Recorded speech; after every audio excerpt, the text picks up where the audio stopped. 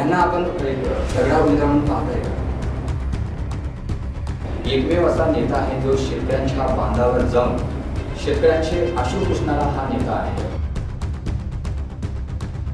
काही लोकांना वयाच्या पण टीका होतात आणि वयाच्या महादेव मोहनच्या टीका होत नाही, गरीबांच्या टीका होतात. पण मला एक सांगा, मी कधी तर कोणाला तर टीका केलो का? म्हणजे आपल्या ताईवर विश्वास आहे. संकट म्हणून तुम्ही स्पर्श केला ना. मग काँग्रेसमधून तुम्हाला संधी भेटेल असं वाटतं? पण नक्की मला विश्वास आहे मला न्याय मिळेल. तर दक्षिणची जनता आपल्या पाठीमागे आहे असं वाटतं?